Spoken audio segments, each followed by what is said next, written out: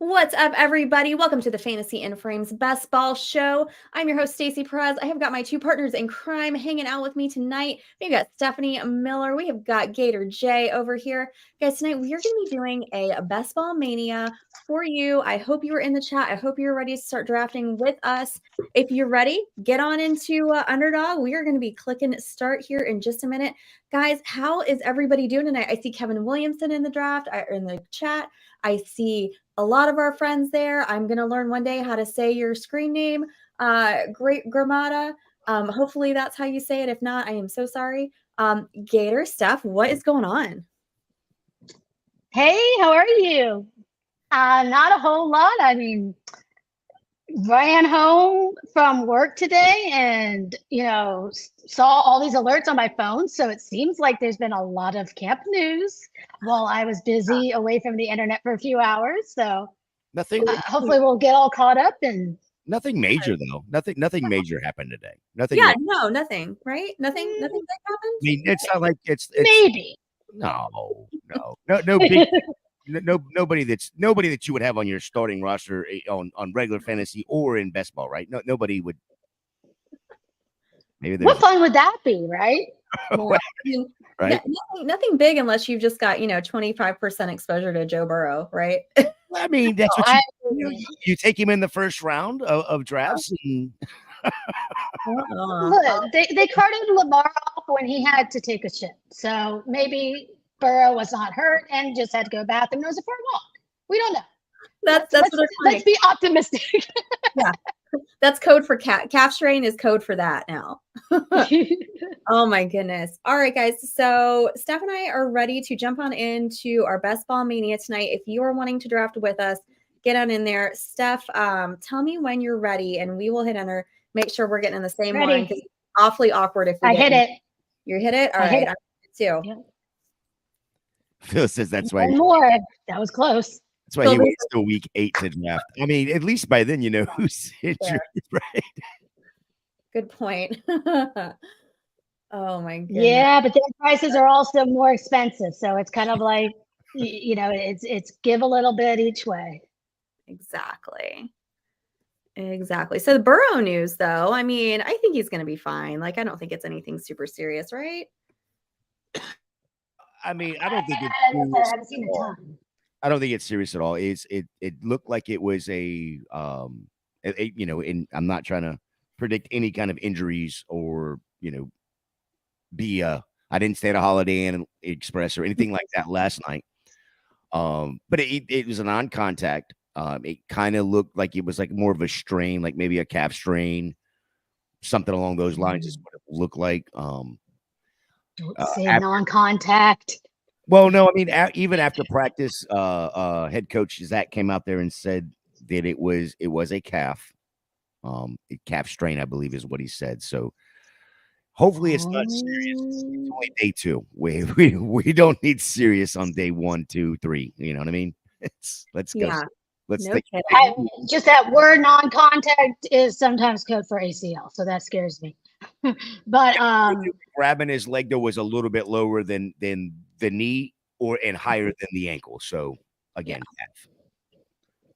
Yeah, and calf injuries, I mean, can be kind of common after, like, he's had some injuries and stuff. I mean, strains and stuff can be more common, especially when you're first getting, back into the season and haven't, been working out as much. Sometimes I think they need to have a little bit more of a ramping up period maybe for them.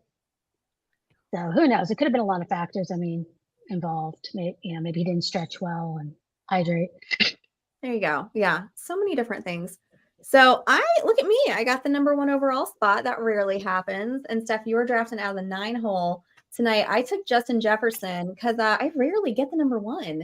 I've gotten the 2 before. I think I've got a little bit more Jamar Chase than I do Jefferson. So I'm taking JJ. Well, that kind of makes sense why you have such a high Burrow exposure then. I mean, like really, who among us can stay away from such a tempting KC Cincinnati? Nice little correlation there towards the end. But guys, remember, if you haven't already gone over to hit subscribe on our YouTube channel, please do that. Make sure that you are following us everywhere on social media so you get updates when we're going to be drafting, so you can jump in and draft with us. Get all of our information about what's going on with the Best Ball Show here throughout the off season and on into the season, getting ready, ramping up for that. We want to make sure that we have got everybody getting all of our info. Steph, you just took AJ Brown. I like that pick, especially like right in that spot. And I kind of wanted to ask because I have actually had, that's usually where I'm getting like 8, 9, 10 is normally my spot there. And so I'm taking a lot of AJ Brown, CeeDee Lamb, Stephon Diggs in that range. Like my question for you, and I'm so glad it just worked out perfectly that we got you here, is like when you're if you're drafting high volume and you're getting a lot of the same draft position, are you trying to diversify and take different players there? Are you sticking with the ADP? Are you reaching a little bit, even just to make it interesting so you get a variety of guys? Like, what's your strategy in that spot? And I know you're in the middle. Yeah, in the middle rounds, I mean, I'm usually looking kind of at like AJB, Diggs, possibly CD. So at this point, I've got quite a few drafts under my belt. So I am looking at some of my exposures as well. So if I see that I'm super heavy on somebody, I may, go up or down a couple spots around there just to get a little bit more. So right now, I'm actually have none of this guy. So I'm going to take him. Okay. As I'm looking, but going back to the AJ Brown and like Diggs, there's not for me like a huge difference. Like, Right. I mean, I could make a case either way. So if I'm looking at my exposures, which I did have quite a bit less of AJ Brown than Diggs here, I want to kind of even those out. Now, again, drafting out like the 1 or 2, I'm going to still stick with taking Jeff or Chase because I think there's a big difference. But even some of those running backs, like Eckler or Bijan, I wouldn't mind taking in that spot, especially if you're lighter weight. Because I kind of feel like there's a little bit of a flatness to some of the receivers after that too. There's a bunch of guys I like, but I don't know if anybody really is necessarily a tier above. And I want exposure to all of them. I want to be at least even with the field on all those, first round pick guys.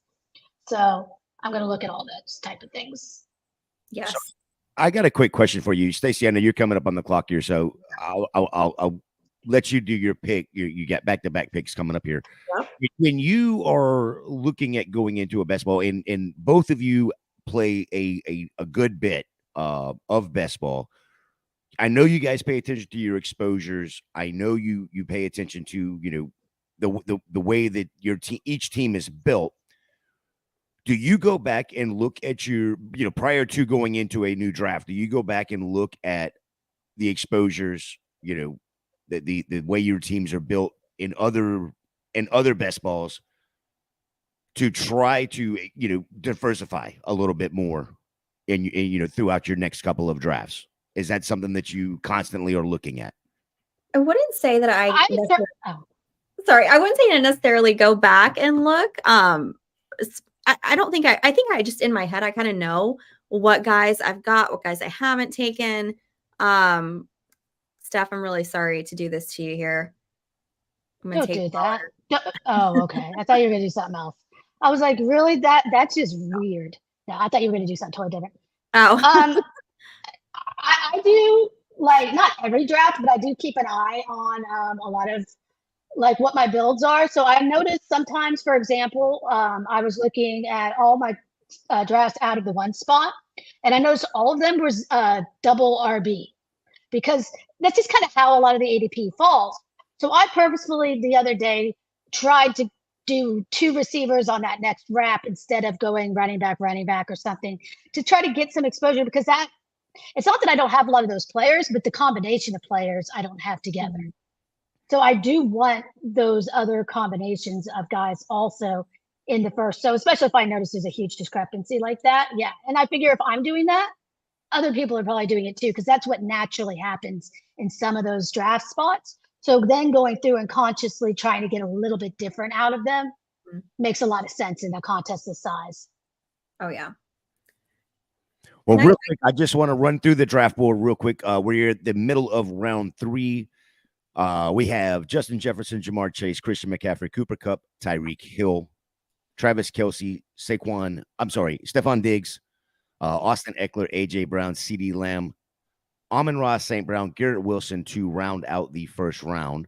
I want to come back to that Garrett Wilson with some Garrett Wilson injury news here in a minute. But Devontae Adams, Jalen Waddle, Bijan Robinson, Nick Chubb, Saquon Barkley, Chris Olave, Patrick Mahomes being the first quarterback off of the board, Derrick Henry, Jonathan Taylor, Devontae Smith, DK Metcalf, Stacey went Tolly Pollard, and T. Higgins there, wrapping that to 3. Josh Allen, Jalen Hurts, Josh Jacobs, Ramondre Stevenson, Keenan Allen, Lamar Jackson, Deebo Samuel, Breece Hall, and we are now at the 3-10 with Calvin Ridley right there. I'm sorry, Stacey, go right ahead. What was your question? Well, I actually had a question for Stephanie with Breece Hall there, taking him in the 3rd.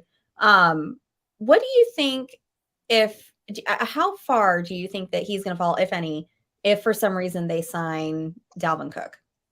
He's going to fall. And, the only reason I took him there, and then I kind of thought about it, and I was like, why'd I do that? Is because I wanted the Chubb correlation. But I do think he could fall like into the 4th, 5th round, possibly, if Cook signs. I'm still going to keep clicking him. I would like to get better closing line value on him. But I mean, it's hard. I mean, I think they're going to they don't have a whole lot behind him. So I think, if they even want to at the beginning, even if he starts from week 1, kind of ease into it, that he's going to split a little bit of work. I don't want Cook to go there. I'm not going to lie. I mean, that's not ideal in any kind of way, shape, or form, no matter how I try to frame it. I guess I'm going to go heavy on this game. I don't have a lot of this guy either. I know Stacey wrote a piece on him. Yes. But that's my guy. Yeah, I'm not as big, but I already made a bet here, so I'm going to just go with it for this draft because I don't have a ton of these. But yeah, I want to get better closing line value on Breece Hall. I mean, Cook, I think if he ends up there, he's going to rise too. I mean, he could kind of maybe go in the mid to upper 90s, I think. Cook could, like around Pacheco, White, Connor, kind of that range. Mm-hmm. But some of his numbers, he just wasn't that efficient. Last year. I mean, his EPA is expected points per attempt had a big drop from 21 to 22, and some other advanced metrics that I think, showing his success just might not be there. And without the volume that he had, like in Minnesota, it scares me because I mean, Breece Hall is still by far the superior back and is going to get the majority of the work, I think, especially as he, gets healthier. And we want the younger guy, when coming on at the end of the season for playoffs. I mean, that's the most important part too. And I mean, I'm just super excited about Breece. He's one of the best talents out there. He is an elite talent. I'm going to keep taking him. Absolutely. Fight me. No.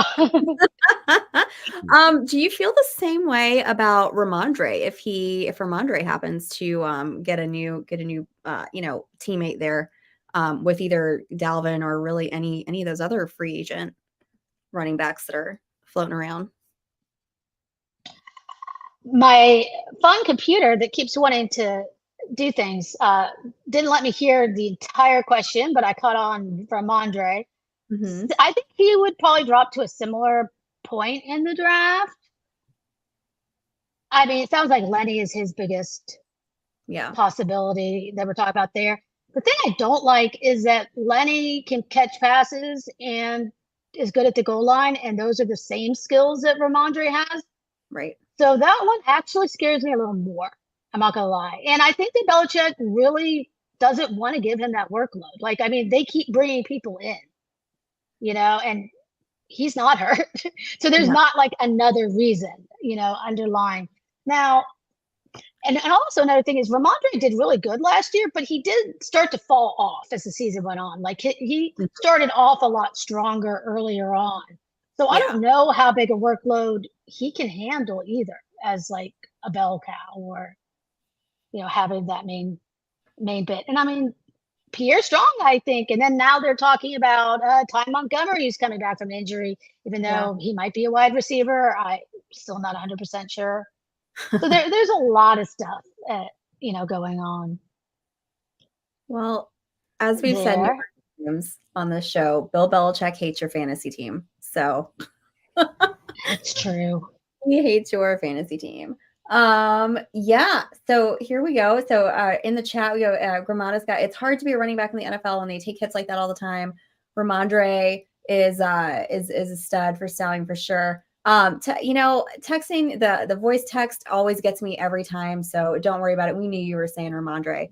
No problem there. Look at Joe Burrow going so late. Everybody's afraid of that calf injury.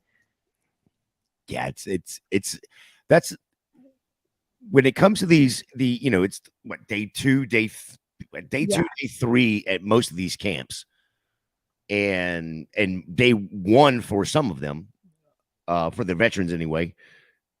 These injuries that are coming out are it's going to be interesting. We were talking about this, earlier today, Stacy. We're in the chat. It's going to be interesting to watch the way that some of these high-end players, because they're injured in the early, because we're doing these on a regular basis, how quick they fall down the board, and you're able to capture value, because overreaction, whether it's good news or bad news, it's always overreaction. Mm-hmm. Exactly. That guy looks amazing, making a catch against no defenders when they can't tackle him. In shorts, in shorts and flip-flops, he looked great. Yeah, 100%. Absolutely. There you go. What's up, Kevin Williamson in the chat? Kevin is joining our next Thursday's draft, which we're going to tell you guys about at the end of the show. But for those of you right now, since it's a little bit of time before I have to draft, we are going to be doing a FFPC best ball tournament. We'll have all the information out there for you. If you want to join us, you can do it. You can jump on there. We'll show you how to sign up, tell you exactly which league we're going to be in. It's going to be next Thursday, a little bit earlier start time than what we normally have. It's going to be at 7:30 Eastern time. So we hope you all can join us. We'd love to see everybody in the chat. I'm going to have some special guests on the show too. So that'll be a lot of fun. So if you're interested, get ready. You're going to get some info and be ready to get on there and sign up. Yeah, that's gonna be a fun show. We got another special show coming up in a couple weeks as well. So keep your ear to the grindstone. Make sure you're subscribed. Make sure you're clicking that bell, because we have some fun stuff coming up on the Best Ball Show for sure. Yeah, we do. Yeah, it'll be really fun to do. Finally, get in the FFPC streets. Yes. So to do a best ball team there, so that will be really exciting, and get a chance to see some of the differences and structures and ADPs and everything. Dame, I 100% agree. Flip-flops football is better than no football. Speaking of no football, this will be the last weekend without any football. We have football coming next week. It's preseason, but it's still football. It counts. It counts. Absolutely. It counts. What do you want in? You want into the FFPC? You know how to hit me up and get that. You can draft and watch the Hall of Fame game at the same time. That's right. So we will be doing more of a it's going to be a high end, or a high stakes. High stakes. Mm-hmm. I'll have the game on over here, so I'll be able to recap the game while you're drafting. And like Kevin said, we'll be drafting and watch the Hall of Fame game at the same time. We'll call it a FFPC draft watch party. Yes, I love it. I love it. High stakes draft watch party. Yes. Isn't last year at the Hall of Fame game when everybody started freaking out about Josh Jacobs? That's when they were playing him so much. Everybody thought, oh my God, that means they're going to try to trade him. And it was just complete chaos after that. Yes. It was perfect. It just led right into the season. Yeah. I just kept playing it. You're not allowed on the field. You stay on the field. There we go. We got my fantasy football partner in crime over here. We got Jim Bednar up in here. He's FFPC best ball tourney is out of his price. Oh, stop that. He's being real ridiculous there. He's got an FFPC team. Jim, there's nothing out of your price range. We all know. That's right. I mean, you're spending a lot of money on those. It could get out of your price range eventually, depending on how many main event teams you have. Only a couple grand a pop. You know, it's all worth it for that $1 million top prize though, and to be the top dog. Bragging rights, right? That's right. That's bragging rights and a little money in your pocket. That's right. So quick questions for you for both of you. We saw a couple players get a huge bag this week. Yes. Multiple huge bags. So I'm more of a Dynasty player. So in Dynasty, that matters a good bit. It's, the security. Mm-hmm. When you see somebody like a Herbert got just a great contract for what he's done so far. But like a Cole Kmet, for instance, who got a huge bag. Does that move him in your mind in a best ball like this? Does he move up the board at all for you? No. So yeah, I would say no also. Yeah. Well, so I mean, here's the other thing for me, especially in that situation, is they have improved their pass catching core a lot since last year. So I mean, I don't think that he's going to be able to have the volume he did. I'll take him still with, Fields, but I'm not going out of my way to, draft him. He's not a target if I'm not correlating him usually. I mean, I kind of tend to correlate my tight ends, and I don't get a lot of those guys in that range just because of that, I guess you would say. Steph, real quick, you have a request right here. No. I love you, Blusk. He knows. He's just needling. I might. I've had a lot of Bateman. I have an obscene amount of Bateman and Flowers and stuff. But you know what? I was building my Deshaun stack this time. Yeah, you so pretty hard in one game. I mean, if if this game hits, I'll be rich. And I don't have a huge exposure to it, like outside. I do have a lot of Breece Hall, but I have hardly any Nick Chubb since he's moved up and gotten ridiculously expensive. So, and I don't have a lot of Amari Cooper. So putting them all together, I think, in this way and making just a big bet, and then hopefully, Alpha Brown here can just dominate everything for the Eagles, and nobody else is going to get a touch in my story I'm telling. And same with Godwin. I like Godwin, though. I mean, I think he's got a better chance to be successful in that offense than Mike Evans does. I mean, Mike Evans is kind of your boomer bust guy, right? But I mean, someone has to catch the ball down here, and I don't see why it wouldn't be Chris Godwin. I think I've got to be better about taking him because I've been really adverse to taking those Tampa guys. And I think that's probably going to end up being to my detriment because, it's going to be the person who went ahead and roll the dice on somebody like that who ends up, taking advantage of all the points that he's going to get. I wanted to go back real quick to Cole Kmet, and let me just check my queue real quick and make sure. Yep, everybody who's in there that I want is in there. Yeah. So I mean, he doesn't really move up the board for me with this extension, just because he was already. Good grief, team number 2 taking Brandon Cooks from me. That was really rude. I am not sure who you are, but I don't approve of that move. So hang on real quick. I'm going to take my guys, and then I'm going to continue on about Cole Kmet. Well, while you're doing that, let me try to enlighten you a little bit more onto the Chris Godwin situation. Yeah. As a Homer Bucks fan, yes, the love that I have for Mike Evans with the multiple, 9+ year, 9 years of 1,000-yard receiving. Mm-hmm. I do think comes to an end this year because of the quarterback situation. Yeah. With having Baker Mayfield back there, unless for some reason Kyle Trask does beat him out in camp, with Baker Mayfield as the starter, Baker Mayfield's best passing attributes are between the numbers. Yeah. Which is where Chris Godwin thrives. right? Mike Evans is on the outside, running 9 routes. It's just not it's not conducive for Baker Mayfield and Mike Evans to make that connection, where it is going to be more conducive for Chris Godwin, K. Otton, Rachaad White in the passing game. I think Rachaad White is probably the player you want off the Bucs right now when it comes to volume, both in the passing game and in the running game. I have a question for you, Mr. Gator. So, what do you think about Tucker now being cleared for practice?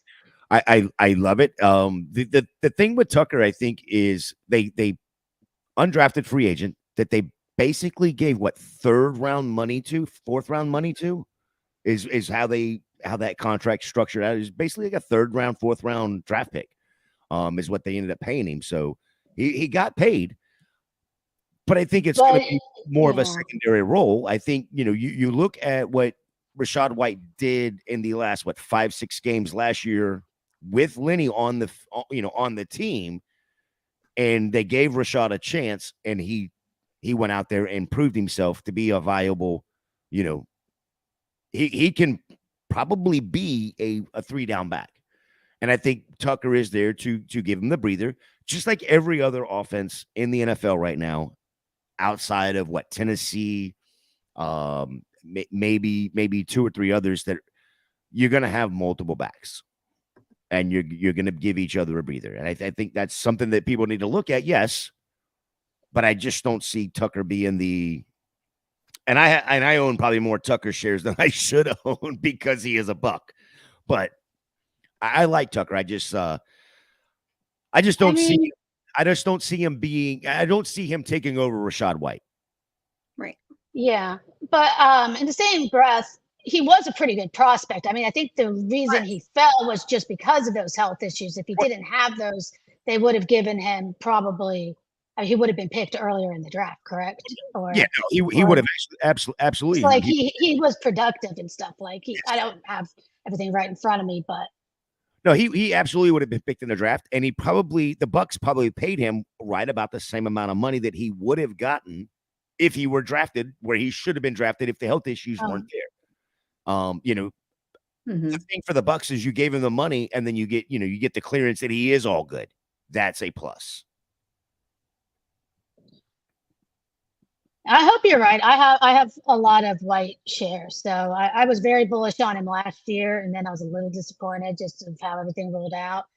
Definitely was an elite. I mean, did good on his receiving. I don't know if he was quite the level that we thought he was receiving wise last year, and I worry a little bit without Brady because Brady does throw so much to his running backs. But I like White. I still take a lot of him, and I think he is one of those guys in that range that does have a lot of room to overpay his draft spot and match some of those guys going earlier, just because he's got such big opportunities. So I really hope that you are correct and he gets that big role and can hold it down and looks really good out there this year.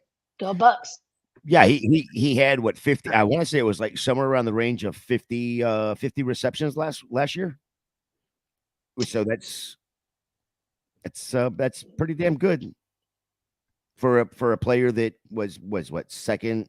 It was second half of the years when he actually started playing. Let's see. Yeah, 50 receptions, 290 yards, 2 touchdowns. Basically in the second half of the season. Yeah. Brady was there. Yes, check down from Brady, but Brady is also one that can throw the ball down the field, which we know Baker Mayfield cannot do that. The one thing I am a little worried about is not a very good pass blocker. He only had a 45.2 score in PFF metrics there. Hopefully he can get better. I know a lot of times rookies aren't the best. But he had a good yards per route run. I mean, 1.13. So I agree with you 100%. And that's going to be some of the issue when it comes to White in the rushing game. To be honest, is they are going to be playing from a negative game script in a lot of games. So it is going to be a lot of passes, which, in a PPR, that's where you want to be. So yes. And value at ADP, Phil, is absolutely wonderful. I'm not opposed to like Dame was, alluding to here with give me the good Tucker storylines. I'm not opposed to somebody grabbing both. Have them both, especially in a best ball format. Stacey, do you think the characterization of Baker is correct? I think he's been super inconsistent throughout his career. Certain points looked like a great deep ball passer, other times not. Yeah, I mean, I don't have a problem with that at all. I mean, I kind of think you're dead on there, Blessed. He has been super inconsistent, right? I mean, he comes into Cleveland, everybody thinks he's going to be the savior, of Cleveland football, and within a few years, he's out the door. He's over in Carolina. Carolina doesn't want him now. He's in LA, and that didn't work out. So now he's down here in Tampa, and I don't think he's ever necessarily been, lived up to the hype there. But I honestly didn't think that he was. Well, let me put it this way. Last year, back when Cleveland was trying to shop him, I didn't understand why nobody wanted him at all. Because I thought that, the year before he played hurt, so I was like, well, are we judging him on that? I don't know. But then seeing him in Carolina was really kind of just rough, So I don't know what to think about Baker. I really don't. I don't know if he's washed or if he just, needs a new environment, new, fresh set of, city to be in. I'm not completely sure what to do with Baker, what to think about him. I don't think Baker's very good, but I do like Godwin way better than Evans, and I mean, because I think there's still going to be a volume. I mean, hopefully he can get him the ball. Yeah, and if he can't, then maybe Trask can. I don't know. We'll see how it plays out, but I mean, he looked better with the Rams, but I still feel like that Sean McVay just has a little bit of magic sometimes, some coaches do, of letting you look better than you are. So hopefully, I'm not quite as convinced that the Bucks are going to, Yeah. Nobody's trying. Nobody in the world is going to convince you that the Bucks are going to do much in college. I mean, NFL. They're not going to do it in college or the NFL. Right. But as fantasy managers, and best ball managers, you want to sit there and you want to grab a player that is going to get volume, especially in best ball. You want a player that's going to get the volume, and I think that player in Tampa is going to be Chris Godwin, and I think he is the one that a lot of people are fading, just the whole team in general. And I think that's the one that shouldn't be faded. Yeah, I agree with that. Right. I take White and Godwin the most. I think Evans too. I mean, look, Evans sucked last year, and he won Pat Kareem $3 million. So because he's there at the end of the season. Yeah. Yeah, he's going to give you that one game, and one game just happened to be in the championship round, right? So it worked out perfect, Yeah, I mean, that's what you want. Guys that are going to come on into those rounds and have that huge spike week. Yeah. Correct. Absolutely. So, yeah, it's hard to say fade somebody at all, but not in best ball, but Dame drafted White and got Tucker in the 22nd round in Scott Fishbowl. So, love that, Dame. I love that in Fishbowl, because you'll be able to see by week 4, week 5 which one you're going to be able to play, and then of course if something happens, you always have that handcuff. Which in Scott Fishbowl is you can't never have enough running backs at Scott Fishbowl, in my opinion. Give me all the running backs. You're going to churn at the end of your roster anyways on waivers. So take some shots on some rookies that in some situations you can watch, and if something happens, great. If not, drop them and pick up the next greatest thing that's available. Well, we talked about a little bit about the tight end situation with Cole Kmet. Want to reach over to another team that is in this very similar boat to Tampa. The team itself doesn't look great.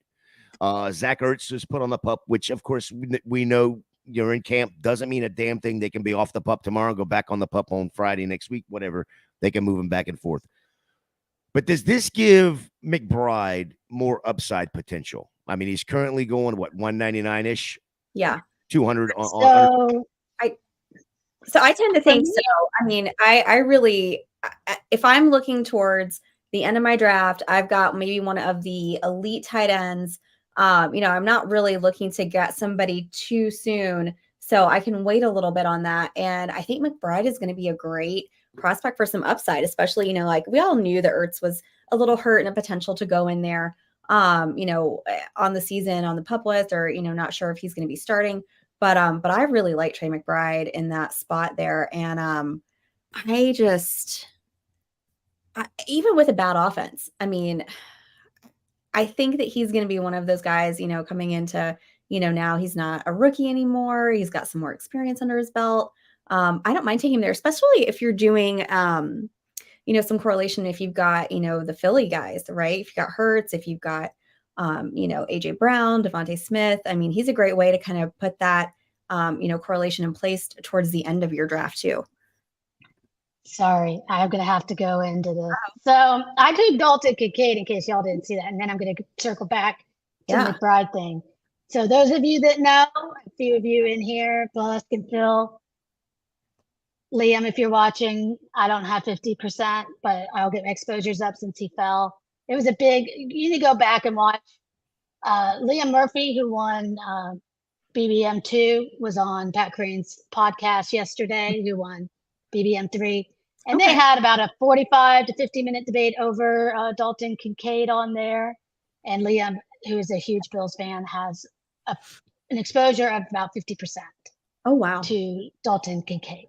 So I have hardly any, but he fell quite a bit, and I don't have any tight ends on my team. So I said, why not? But so I love McBride. I like that as a late pick. I like doing kind of either early elite tight ends or going late on my tight ends. And the one thing is, though, I don't feel like the Ertz news moved the needle for me, though, only because I was kind of already assuming that Ertz was a nothing this season. Yeah. So in my mind, look, he's a 33-year-old coming off of a torn ACL.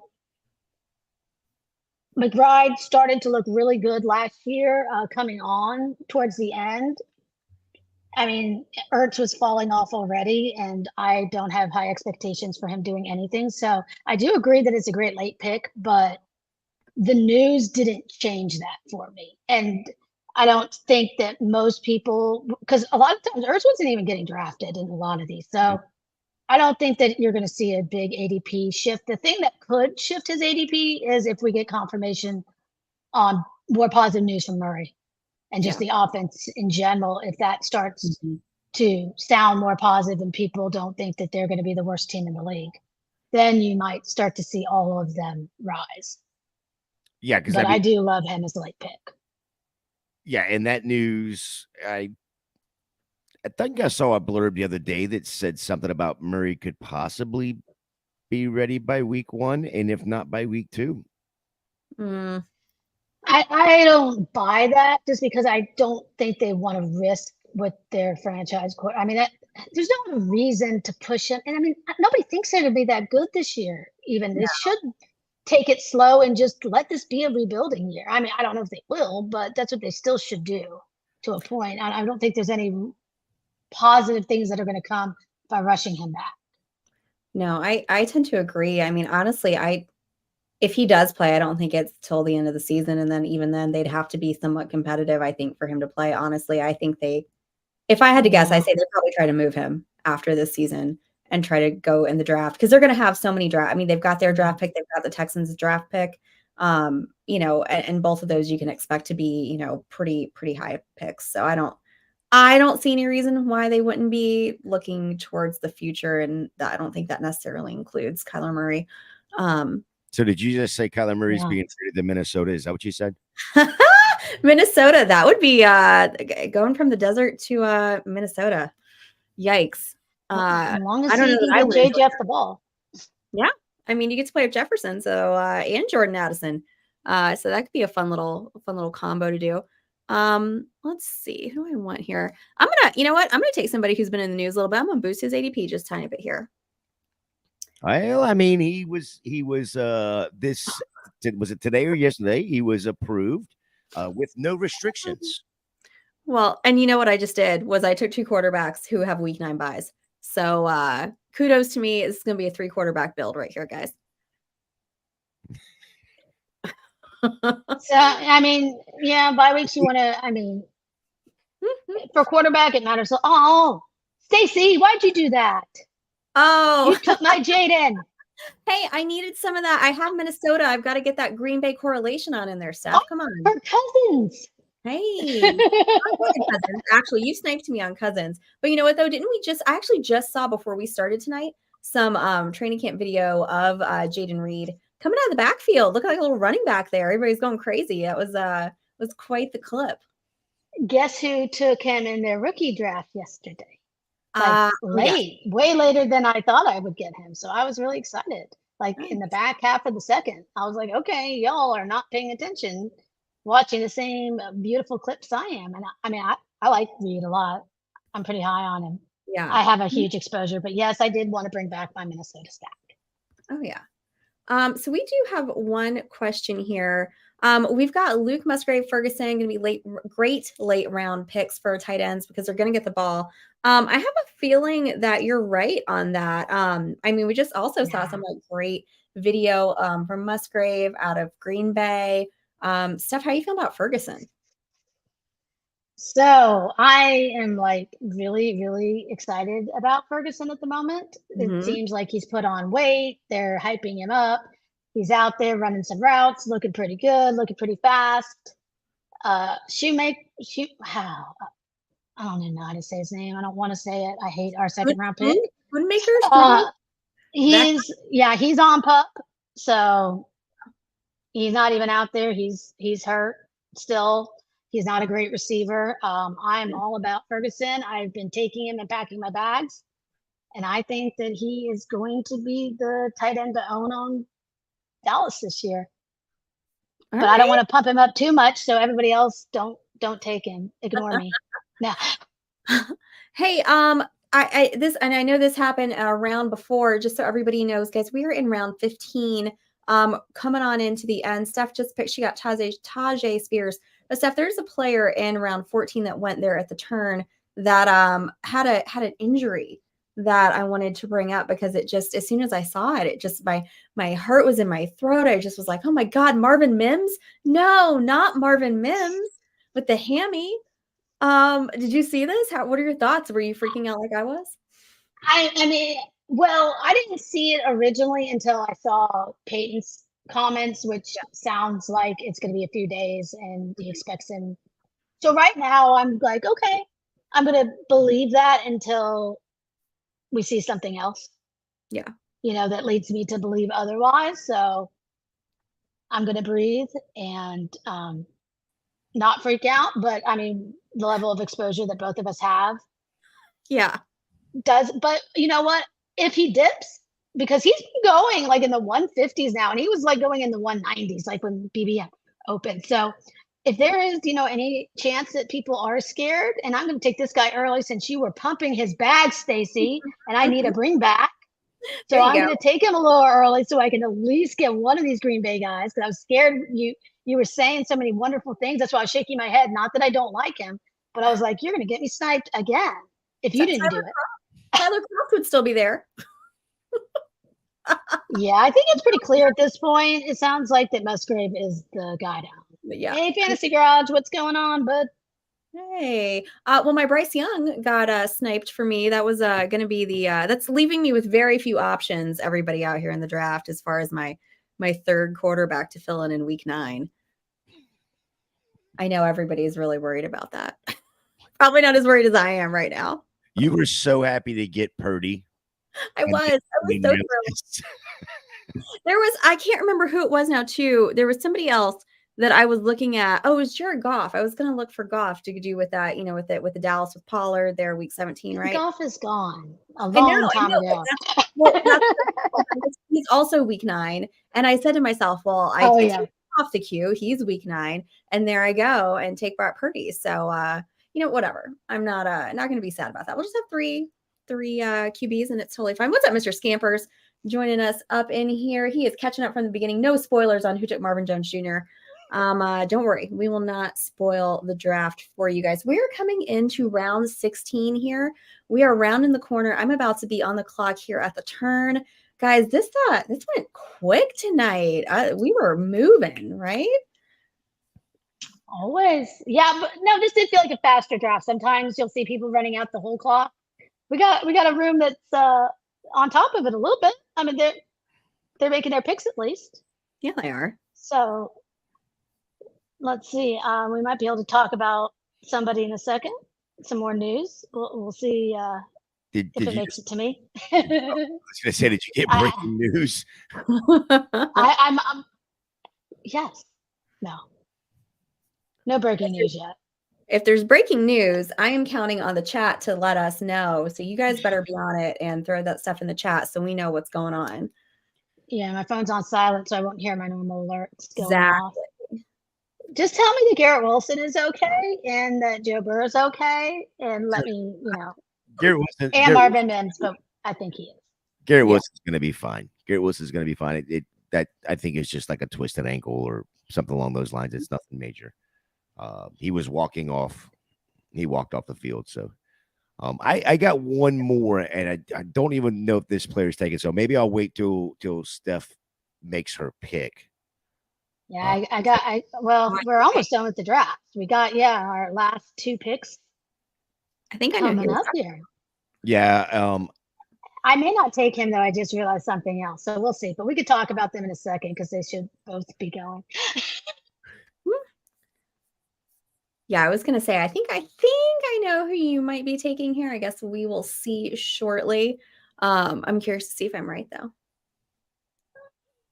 I wanted that was in my list too, which I took him last draft.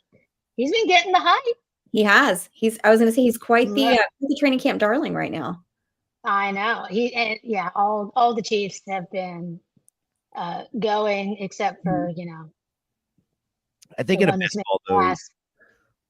ball though, I think I think it's. No, both of them.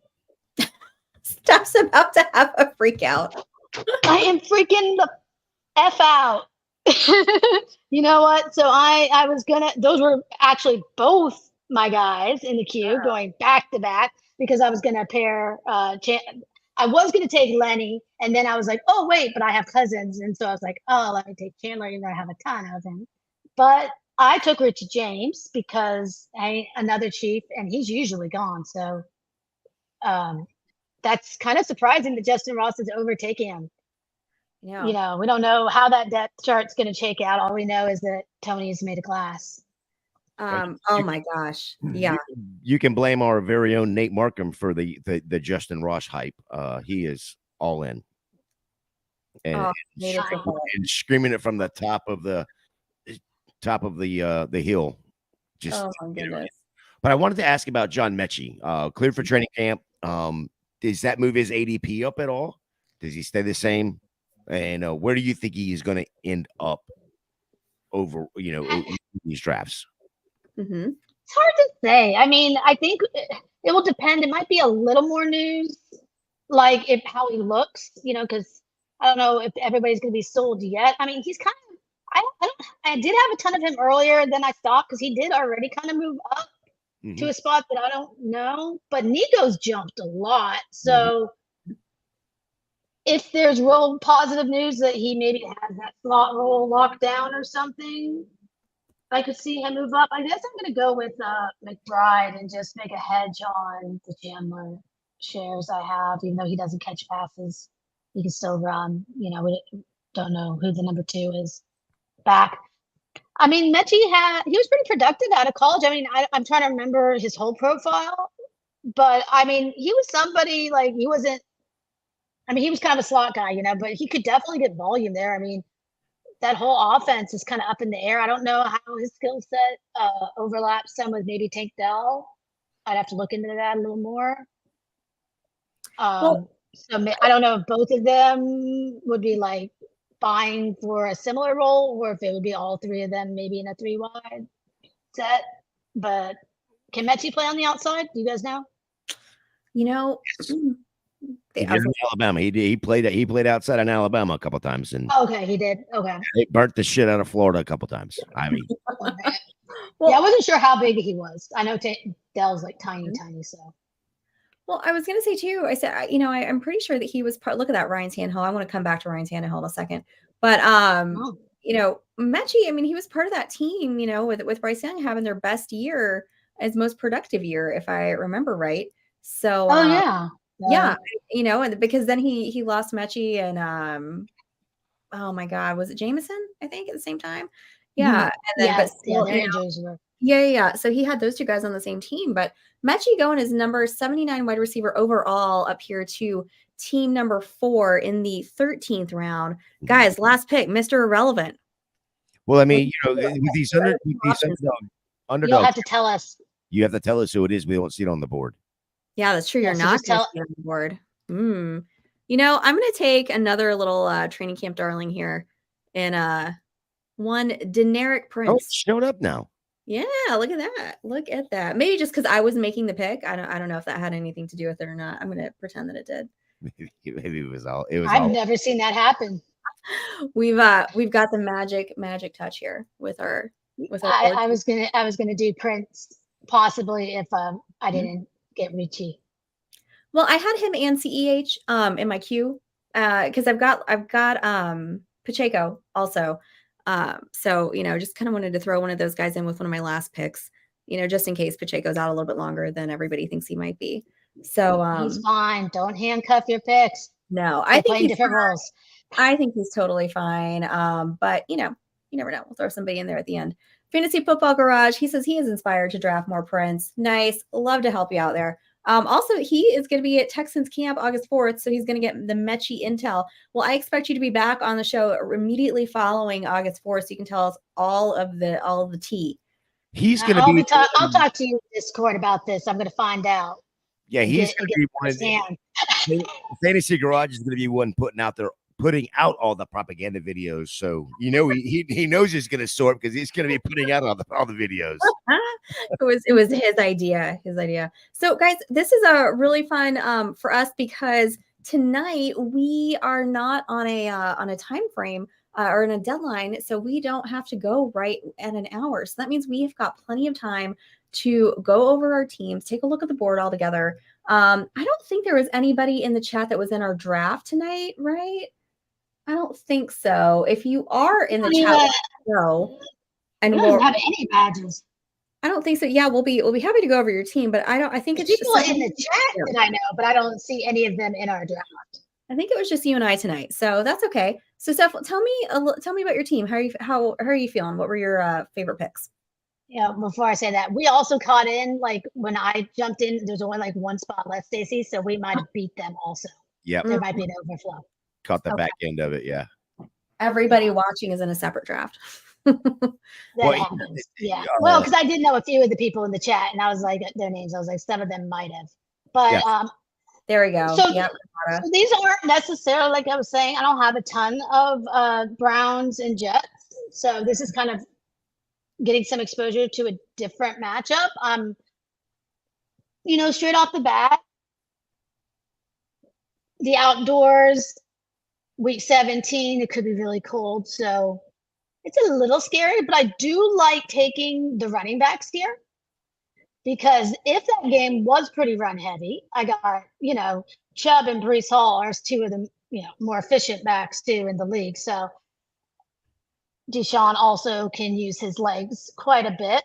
So pairing him with then his alpha Amari made a lot of sense. Mm-hmm. And I brought back for the week 17 correlation there. So, I think that makes me feel a little bit better. Like in my head, that storyline makes sense.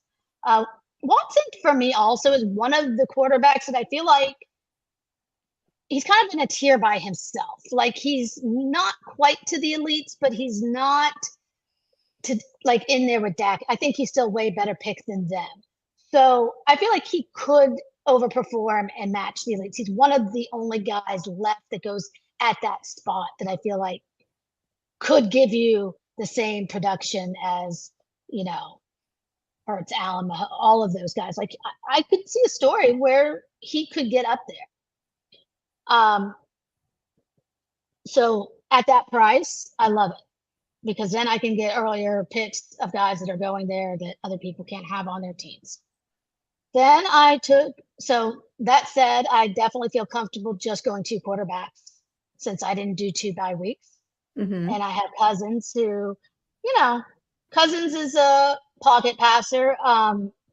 I will say that I paired him with Addison. I don't love only having one pass catcher because, yes, I did take the running back McBride, but McBride, at least in college, did not catch passes at all. But for me, it's still a bet on the offense. So saying that Minnesota is going to be, you know, pretty efficient and they have one of the higher game totals for that week 17 game and they play in a dome. So that is a game I do like to target quite a bit. I really wanted Jaden Reed, but somebody stole him from me for my run back. But I also, Who would I have don't done? know, this redhead girl. Just sniper. But I do like Luke Musgrave. He's been getting some good buzz at camp. It seems like he's firmly over Kraft at this point, even though they were, you know, taking a pretty similar point of the draft. So I do like that bring back quite a bit.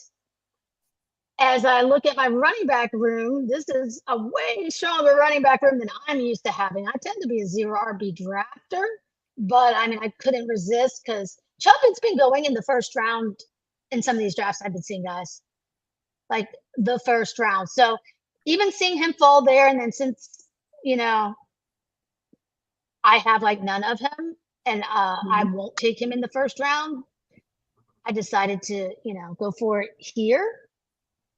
Because, you know, Chubb is one of the most efficient runners in the league and he hasn't caught passes, but if he, you know, but if he does catch a few more now that Hunt's out, I don't want to have none of him. He is somebody that does scare me to have absolutely, you know, none of because he could be the guy you need. So I could see a story there. I got a question for you because you took Chubb, then you took Breece Hall, then you took Amari Cooper, and then it was, you know, we're talking about the week 17 correlation. When you walk into one of these drafts, at what point do you go, that's the game I'm going to correlate? Is it the second, you know, the second person you pick that's going to be in that game, or is it that third person? Like, you know what, that's the game. That's the only, you know. It's not that exact. Sometimes, I mean, if a correlation, like if I'm towards the end and I might stack up something just because you can do it, you know, when you have picks back to back. Other times I like, if I'm looking between 2 guys, I'm not going to reach on an ADP early on just to get a correlation. If something is there and it works and there's a correlation, that might be my tiebreaker and I take it. But a lot of times I'll also kind of look at maybe some guys that if I'm looking that have quarterbacks that go late, I'll try to give myself out that way as well. So I may go, okay, so I don't have to reach on a quarterback. For example, you know, say I had, you know, I might not do it with Gibson, but I might take, you know, Terry McLaurin over somebody else, or I may take, you know, Drake London because I know, okay, there's some, also those will give me some late stack options if I need them. They may not be the quarterbacks I'm going to initially target, but I always try to kind of work in or plan in something that I can maneuver. It doesn't always have to be early. Sometimes I use my last round picks to like finalize those correlations. I don't like to reach. I mean, ADP is important, especially the closer we get to season, the more efficient it becomes. And, you know, having that closing line value is really important. So I don't want to reach more than maybe 3, 4, 5, 6 picks at the most. If I'm at the end, you might have to pick, you know, reach more on a guy you like just because 20, 21, however many picks it is, they're not likely to come back to you. So if you want them, you kind of have to take them. But especially early on. Now, once you get into later rounds, reaching isn't quite as big a deal because,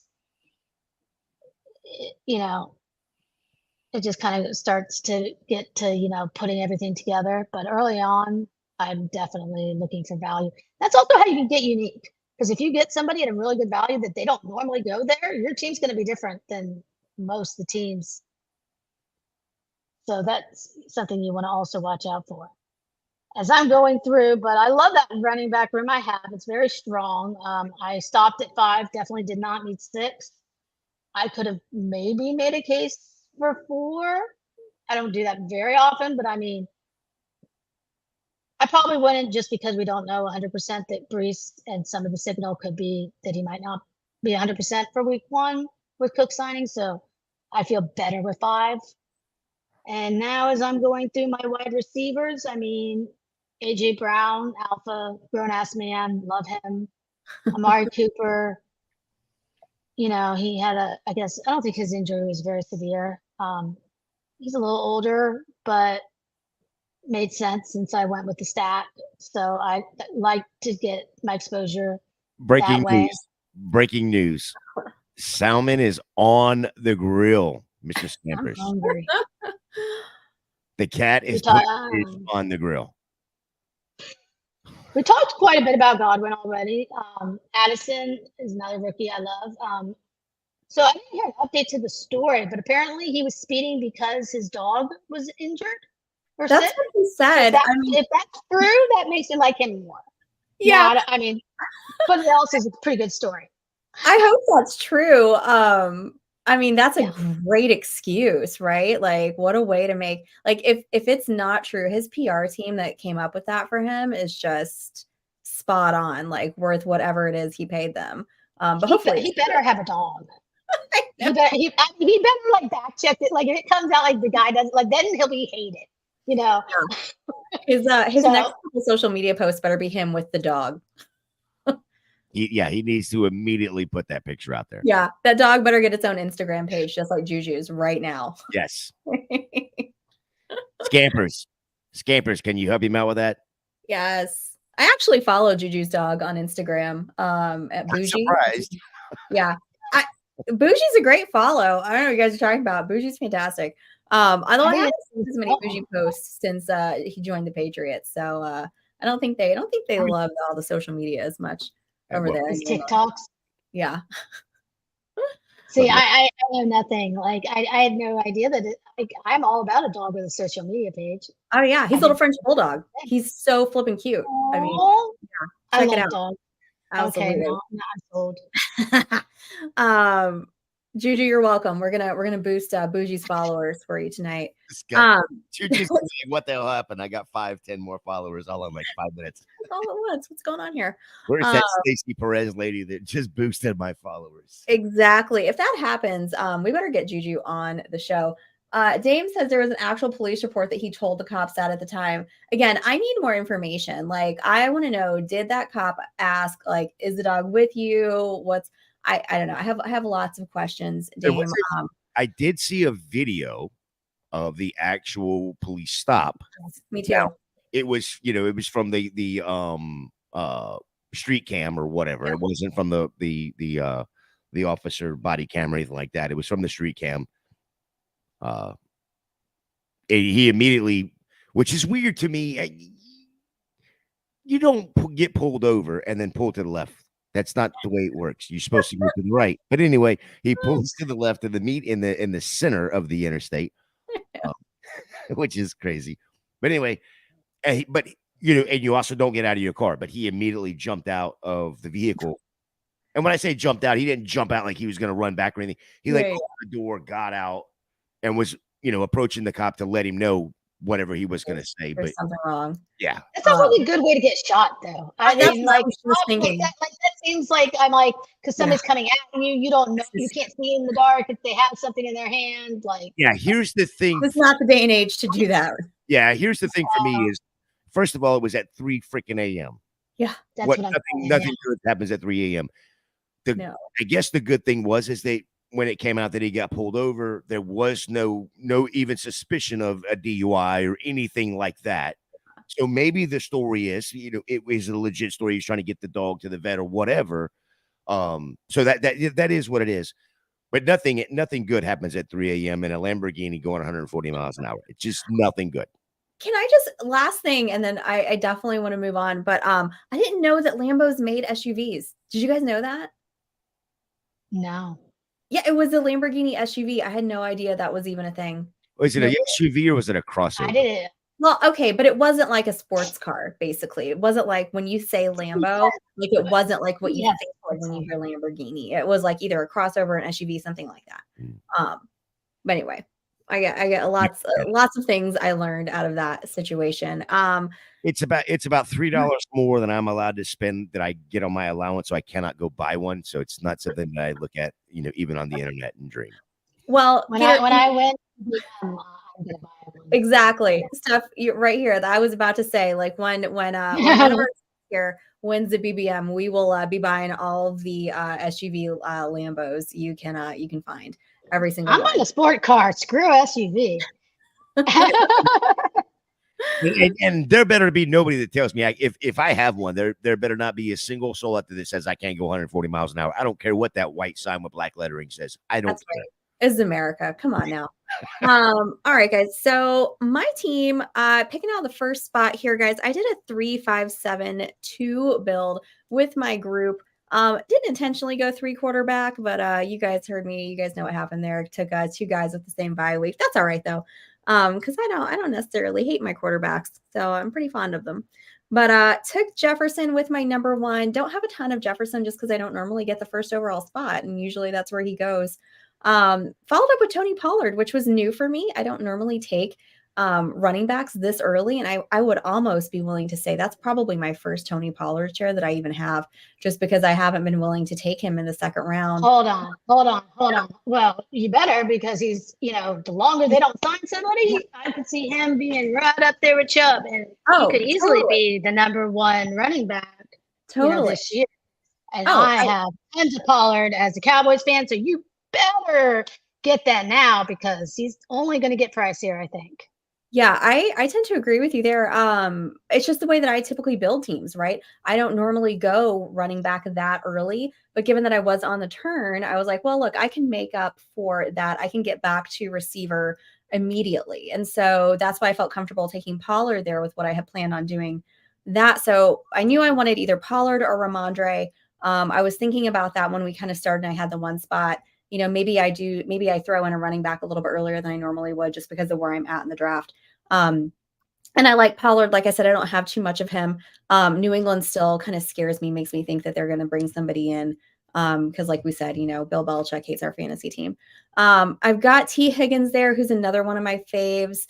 Love getting some of that Cincinnati game there. And then I followed that up with Brandon Ayuk, who's a big guy on a lot of, I have a ton of exposure to him. Just really, really like it where you can get him there at the 4 in round 4. And then I got Christian Kirk, which, I know Calvin Ridley is going to be in there, maybe he's the 2 in Jacksonville, but that's okay. I still like him there, that value at number 5. And then I followed it up with Trevor Lawrence because I knew I wasn't going to take Burrow, just, who knows, without knowing a little bit more about what's going on with that injury. Hopefully it is just a calf sprain. But I wasn't going to take Burrow to pair with T. And then if you're looking at the rest of my guys, Justin Jefferson, I didn't need to take Kirk Cousins, for a while. I took him.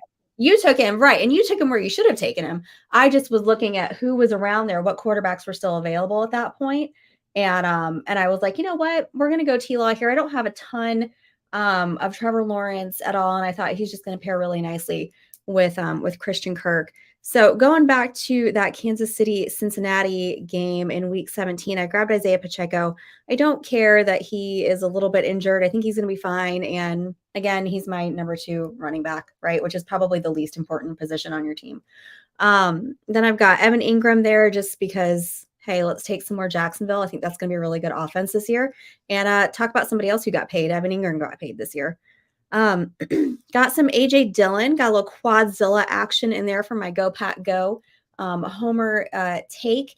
And I got him to go with that Minnesota team. And I wrote out while you were talking, I was writing out all my guys. And I don't think I've got stacks. I've got a couple naked players, but everybody is correlated in this one. So I've got. I'm proud. That makes me happy. That makes you happy? I don't know. I'm a little obsessive about correlation sometimes. Yeah. Like it bothers me when I'm looking. I'm going now. I took 2 Kansas City guys. And I'm going. Kansas City's a good enough team, but I also do believe that Cincinnati would answer back. Yeah. So I'm going, oh, should I have taken like Trayvon Williams as my last pick or somebody, or, where to chase? But I still wanted, more Minnesota stuff. I won't fret over it too much, but I do. I like when everybody plays. Yeah, it's just it's I do nice. it in DFS too. I mean, I at least in a mini. Yeah. So got AJ Dillon there to go with that Minnesota Green Bay game. And Steph, do you know, is that in Minnesota or in Green Bay? Minnesota. Well, there you go. Give me It's a the dome game. Then I've got Elijah Mitchell there is one of my favorite second running backs, behind McCaffrey. I think that he still has a role there. I don't think he's just a backup for McCaffrey, especially the way that Shanahan loves to, rotate everybody in and out. So I like grabbing him when I can get him as one of my guys, especially to go with Ayuk, and later on he's going to pair with Purdy. Got Jonathan Mingo. I reached a little bit for Jonathan Mingo just because I didn't love what was available in this range right through here. But I really like Jonathan Mingo, one of my favorites coming out in the rookie class this year. I think he's going to be a lot of fun there in Carolina with Bryce Young. So actually when I took him, I was, he's obviously going to go with that Jacksonville, those Jacksonville guys, but I also took him thinking, okay, I can go ahead and take maybe a Bryce Young a little bit later, maybe a Chuba Hubbard, which I actually did. But my intention also was to maybe target Bryce Young, but he definitely got taken from me before I could grab him. So I've got MVS there to go along with that Kansas City Cincinnati group. I think he's he's just the one that's downfield guys. Like, he's going to be one of your boomer bust guys. He's either going to have a great week with a ton of points, like 2 touchdowns, crazy amount of yards, or it's going to be, a couple targets here and there. And I think that's why somebody like that is better in best ball than redraft. Because if you're trying to think, God, which week do I play him? You're never going to pick the right week, right? It's just going to be nearly impossible. So for guys like that, have that kind of a skill set, I prefer to take them in best ball. Followed up by my favorite rookie. I think, guys, if you've heard me once, you've heard me say 1,000 times how much I adore Sam Laporta. And I've been, and Twitter has not helped with this at all, because all I've been seeing are just amazing reports out of camp. Everybody loves him. He's going to be the tight end 1. They're in Detroit. So again, Sam Laporta all day. And he pairs really nicely. I sound like I'm talking about wine. It pairs really nicely with that game week 17 in Dallas there. So, and by the end of the year, right? I mean, he's a rookie, so usually rookies can be better by the end of the year. So I think he's going to come out. I think he's coming out guns blazing right off the bat. But yeah, of any of them. Yeah, if he doesn't, I feel like if there is a rookie thing where he needs a little bit of time to get acclimated, I'm looking forward to that week 17 matchup there with Pollard's guys. There's Brock Purdy. There's my second just my second quarterback with the number 9 week bye. Got Jaden Reed to go in there with my Minnesota Green Bay stack. Followed up with Sam Howell. Probably could have waited just a tiny bit on Sam Howell, but like I said, I was targeting. I also had Jordan Love in my queue, and I had Bryce Young. And as you guys can see in the on the board there, both of those guys went before. So that's how I ended up with Sam Howell. I don't love him, but look, I only need him for week 14, so it's totally fine. We've got Chuba Hubbard to end out with Deneric Prince there. Just two more solid. Well, Chuba is definitely solid. Not too sure about Deneric Prince, but the 18th round, right? That's when you're doing your dart throws. You're getting your guys with some high upside. He's on a great offense. And he's my last pick. So not too concerned there. But I do like Chuba Hubbard there at Carolina. Goes with that Jacksonville group. And I think that he, could potentially have, so if something happens with Sanders and Sanders goes down, I think that's Chuba Hubbard's backfield. And I think he'll get a lot of points out of that. What about Blackshear? What about Blackshear? I mean, he was a good prospect before he got hurt. Yeah. There's been a lot of rumblings. I'm but it makes me more worried about Miles Sanders having now 2 guys behind him, that he may not be getting quite the lion's share that people are. So let me tell you why I'm not worried about that. I still like Chuba though. So I'll tell you why I'm not really concerned about that. So I read a stat, and gosh, now at this point, I know I have it written down somewhere, but I can't remember who found this stat. But it was basically like Frank Reich has never had a 2 quarterbacks. He's never had like a committee. Okay. He's always had a bell cow guy in all the years he's been there. So that's why I'm a little bit higher on Miles Sanders this year than I normally would be. And I don't really see, I see Chuba Hubbard back there. If something happens with, with Sanders, I think he's going to take over, but I'm not really concerned about them, sharing, too many targets at all out of that group. I think it's probably going to be Sanders' job. And then if something happens with him, then I think Chuba Hubbard's going to step up in that role. Chuba, however you say it, I think it's his job. I think it's Chuba. Chuba. Yeah, I think it's Chuba. Yeah. But I got 2 questions for you.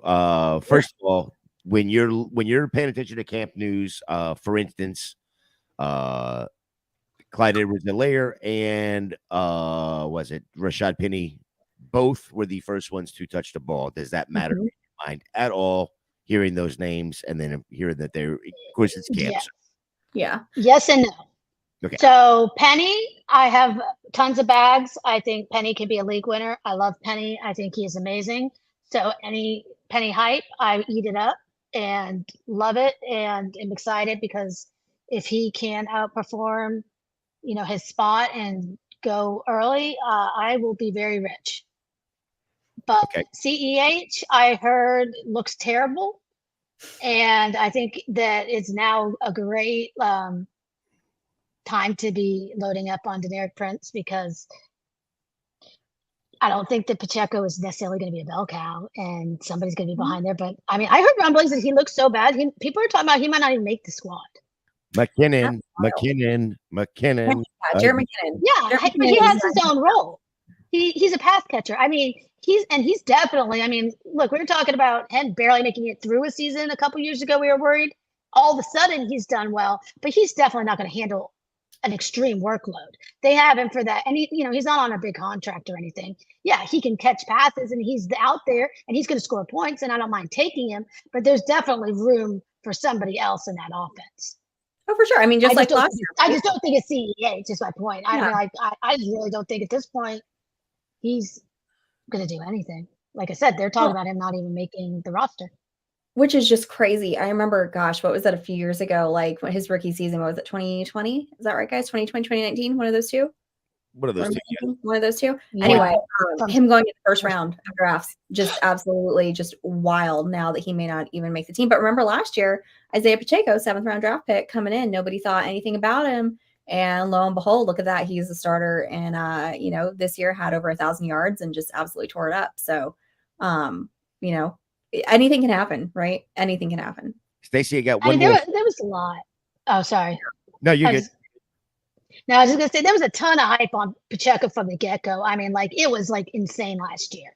It was, Pacheco is amazing. Pacheco, it was just screaming from, I bought him, I think, in Scott Fishbowl. I spent most of my waivers the first week and picked him up. Yeah, but see, he was undrafted. My team sucked, so it didn't help, but yeah, I mean, it was, but I mean, it was just screaming. So I do think there's a little bit of a difference between him and Prince. I mean, the signal isn't as strong. People are going, you want every single, unsigned, undrafted rookie to have that kind of success. The odds of it happening twice are still slim to none, but it's a nice story to tell yourself. Yeah. Yeah. One more for you, Stacey. Let's hear it, Gator. Jamal Williams. Swag Daddy. No. Sorry. Oh. Javonte Williams. I'm sorry. Jamal. Okay. Let's talk about Swag Daddy all day. Javonte Williams cleared for contact. Yes. Yeah. Oh, about that. Right. Honestly, I still don't, I'm just not buying it. I'm not buying it. And maybe this is going to be to my detriment, but I'm still staying away. That man's knee I can't even name all the initials that were torn off of his knee. Right. It was C, D, E, F, G, A, C, L. Every single one. Yeah. ACL, MCL, LCL. I just don't buy. Sure. Let's say he starts week 100. Sure. Okay. I'll give you that. I don't think he's coming back with the same. I just don't want it. I'm staying away. Again, maybe I'm being ridiculous, but I just don't feel good about it. I don't think that you come back at full strength from that kind of injury that fast. If it was a clean tear, okay, maybe a little bit easier to come back. I don't think everybody is Cam Akers. I don't think you're coming back 6 months after. And maybe I'm wrong. Maybe I'm wrong about that one. And I'll gladly eat my words. at the end of next year. But as it relates to P Ryan, let me put the board back up here because I want to see where P Ryan went. Anthony's with you on that though. He's okay being wrong on Javonte Williams this year. I am starting to fade. I am scared. Him getting cleared for contact is a big step. I do think they're going to start off slow on him, but if he by week 17 by the playoffs is back to even, I don't know what percent, but something of a percent, I don't want to have none of him. It's getting a lot more favorable. So I very low. I have like pretty much none like you. I will probably chase him right now, maybe up into the 5th round if he gets that high. I'm still taking P Ryan. I mean, he's going like near 100 right now, I think. So P Ryan's still going to have a role, I think. Like P Ryan can catch passes. And another thing is, Peyton's always ran a committee, as you talk about, right? Not he does. So I mean, and P Ryan's shown that he can handle, and he looked pretty good in the pass catching role. Yeah. So I think regardless, I mean, he's going to have a little bit bigger part, I think, early on, and then he's still going to have a role even when Javonte works in more. And there's not anybody else really there. So I like both of them. I think P Ryan could drop a little bit. I don't think he's going to drop massively.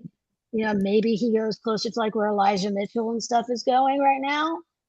I'll eat up some of the discount because I drafted a lot of him earlier than I stopped drafting him just because I thought he was a little expensive compared to other guys I like just as well that went a little bit later. So a lot of times I was kind of skipping on him since I had earlier bags, but now I may, if he drops a little bit, use that as an opportunity to get a little bit more again. But I definitely think I want to be even with the field if I can with Javonte. I'm not going to chase him too high, but we'll see. I'm not going to lie. The contact, I know what I said before. I mean, I don't think he's going to be 100%, but he's another one. I mean, he's talented. Like, he's a really good player. Yeah, he absolutely. I have no issue with the talent, 100%. And like Anthony said, he's definitely buying him in Dynasty, and absolutely. But if you're looking at best ball here, what Anthony just said, it said he'll wait, and trade him one. But oh wait, no, that's a new one. Yeah, this is the quote I was looking for. Yeah, he, why when you can find guys like a McKinnon so late in drafts, why would you dedicate a rostered spot all year waiting for a guy to be ready? Probably better to stash, if he was on IR to stash him. Of course, with best ball, of course, we can't, be moving people in and out of our lineups. But I mean, that's a good point for redraft and for other formats too, 100%. But yeah, Javonte goes in the 7th round at the end of the 7th, 84 spot overall in this draft. And then Samaje went 2 rounds later at the 107 to the team actually right before to the number 11 team right there. But yeah, he's been going with the Gibson, with Harris, with Penny, Robinson, Dillon, all those guys is usually about the time where P Ryan's going. So it looks like hasn't really dropped or anything, at least not in this draft. But so I was gonna take Javonte right where I should have done it backwards. Where I took Watson. Yeah, I was debating which one to take first. I already had the receivers, so I should have done it the opposite way. Because, he was still going at a point where I haven't, with the news, it wasn't a big rise. It was still about where he was going. So I was like, this would be a good spot. But then I was mad because then he went before I had my shot on the way back. And that's when I kind of panic picked Elijah Moore, who I don't have a lot of, and really tripled down on my Cleveland bet. Kevin wanting to know how many of the Fantasy and Frames family is going to be coming to Kentucky. I'll answer this for you. Every single one of us. You may not see us, but we are all there. Yes, yeah. Well, at least one of our Fantasy and Frames people, that would be me, is going to Kentucky. I got some hardware I got to pick up in Louisville this year. So I thought you had some hardware on the shelf. I got some hardware on the shelf. I got a few more pieces to add to my collection last year. Kevin, actually, funny enough, year before last, we played in a tournament there, the Checkered Flag, And that was the year Cooper Cup, Debo, every just blew up and went crazy. My team, I had those two guys. I had some other guys. I was just crushing it all year, got real full of myself, was like, oh, my team's doing so good. Look at them. Look at them. I'm going to tell you what, Mr. Kevin Williamson here grabbed the Dallas defense. And in Kentucky, you guys, I don't know if all y'all remember, but when we did our Kentucky draft, defenses are weighted really heavily there. So Kevin picks up the Dallas defense and they threw up 30 points, I want to say 2 weeks in a row, and came back and he took that championship. And I was just like, oh, all year, what happened? And it was the Dallas defense. So absolute sniper there. Kevin Williamson, amazing high stakes player. Guys, we are going to have a lot of fun with him in the FFPC draft we are doing next week. So speaking of that, Gator is going to put that up on the screen here as soon as I get rid of our draft board. Guys, remember, here you go. Here is that information for that. If you want to join us in that FFPC Best Ball Tournament draft next week, next week on the 3rd, Thursday night, 7:30, it is a $125 buy-in. The prize is $200,000. A lot more prize breakdown. You can find that all on the FFPC site. Make sure you go to that, sign up for their Best Ball Tournament. We are team number 55621. That's the code you're going to want to look for when you want to sign up to play with us and play in that division. So remember, 8-3 at 7:30. We want to see everybody there. Kevin's going to be in there. I want to see all the rest of you guys in there. And then we also have our friend joining us on the 10th to draft another Best Ball Mania. Steph, that was the guy that won the auction at your Scott Fishbowl draft, right? Yes. So, if any of you guys went to some of the Scott Fishbowl lives, a lot of them did silent auctions. So we raffled off or auctioned off, excuse me, a chance to come on our stream. And yeah, that was part of a little package. I think he got a little mini DAC helmet and a couple other things along with it. But we're really excited to have him on here. And he was saying that he didn't like his team. I thought his team was great. But I said, we're more than willing to help you, give some tips on your draft strategy and stuff.